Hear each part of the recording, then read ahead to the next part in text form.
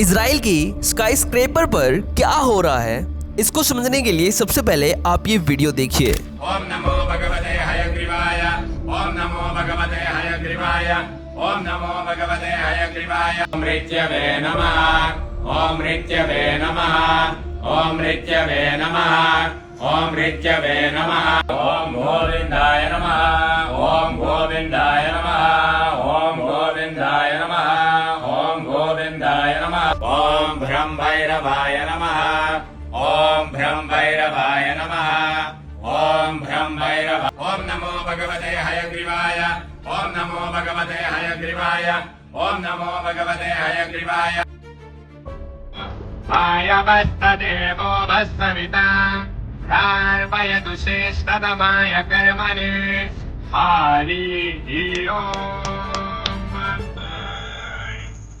मृत्यवे नमः, ओम मृत्यवे नमः, ओम मृत्यवे नमः, ओम मृत्यवे नमः। ये वीडियो है इजराइल की कैपिटल तल अवीव की, जहां पर एक स्काई स्क्रेपर की छत पर एक इजरायली हिंदू के द्वारा 100 इजरायली ज्यूइश ने सनातन को अपनाया है, जिनको एक दृढ़ संकल्प के साथ गाइड कर रहे हैं एक इजरायली सनातनी हिंदू, इसलिए क्योंकि ये इजरायली अपने आप को सनातनी हिंदू मानता है। इस वीडियो का टाइटल इस इजरायली हिंदू ने रखा है कि यज्ञ इन इजराइल फॉर 100 न्यू सनातनीज, यानी कि इजराइल में 100 नए सनातनियों के लिए यज्ञ है, जिसने इन्होंने क्लियर बताया कि इजराइल में 100 इजरायली ने सनातन में घर वापसी की है, जिसमें इजरायली सनातन धर्म में आए इन 100 ज्यूइश को यज्ञ और मंत्रों से सनातन में घर वापसी करवा रहा है, जिसमें साथ साथ अपने हाथों की मुद्रा का प्रयोग भी कर रहा है, जैसे कि आप इस वीडियो में देखिए। लेकिन यहाँ पर प्रश्न ये उठता है कि कौन है ये Israeli Hindu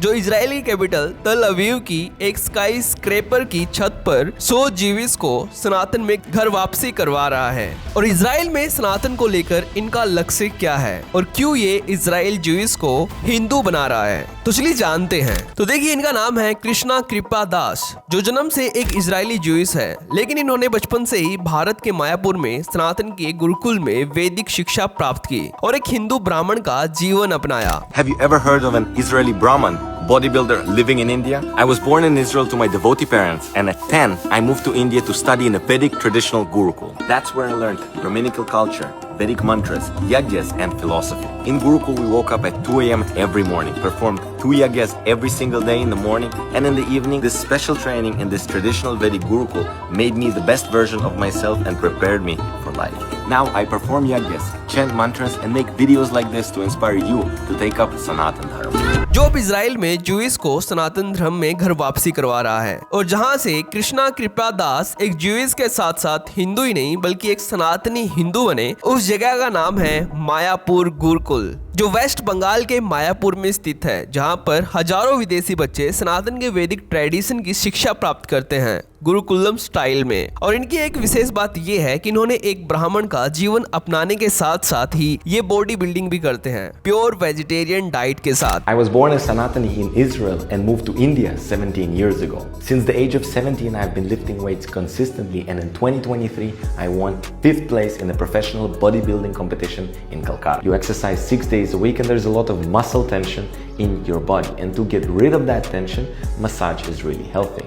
So I found the perfect solution for you if you don't like massages like me. It's a portable, lightweight, rechargeable massage gun which I use to massage myself after a good heavy workout. It helps to पर केवल इतना ही नहीं, अभी recently इन्होंने एक Israeli Jewish लड़की के साथ पॉडकास्ट भी की थी, जिसमें इन्होंने इजराइल में अपने संकल्प और अपने जीवन के बारे में विशेष बातें बताई थी कि उनके माता पिता भी भगवान श्री कृष्णा के सच्चे डिवोटीज हैं, जो इसलिए बचपन से ही इनका एनवायरनमेंट सनातन ट्रेडिशन का ही रहा है। लेकिन ये तो बस एक ट्रेलर है, इसलिए इजरायली बच्चे अपने बचपन से ही सनातन से कितना ज्यादा प्रभावित होते हैं, इसको समझने के लिए आप ये वीडियो देखिए।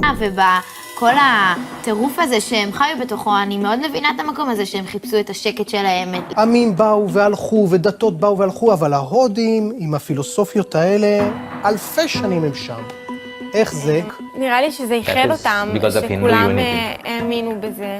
והחיות וזה שהם היו בלי אגו, זה איחד אותם ביחד, והם היו אנשים צנועים וטובים יותר. והחוזק שלהם ביחד That's what גרם להם I was saying. להישאר הרבה זמן כדת אחת.